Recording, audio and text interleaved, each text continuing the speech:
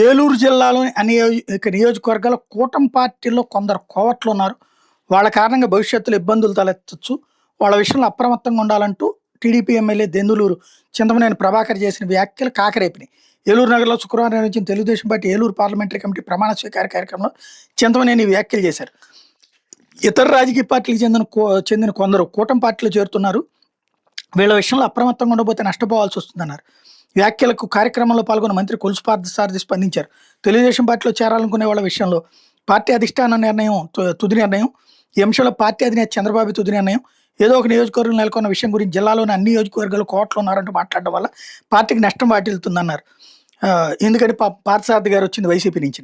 చింతమనేని సొంత నియోజకవర్గం దెందులూరును ఉద్దేశించి వ్యాఖ్యలు చేసినట్టు పార్టీ శ్రేణులు చెప్తున్నాయి. ప్రస్తుతం జడ్పీ చైర్పర్సన్ పద్మశ్రీ ఆమె భర్త ప్రసాదరావు గతంలో వైకాపాలో ఉండగా కూటమి ప్రభుత్వ అధికారంలోకి వచ్చాక తెలుగుదేశం పార్టీలో చేరిన విషయం తెలిసిందే. జడ్పీ చైర్పర్సన్ దంపతులకు చింతమనేనికి మధ్య విభేదాలను ఈ నేపథ్యంలో ప్రభాకర్ వ్యాఖ్యలు చేశారు. కరెక్టే.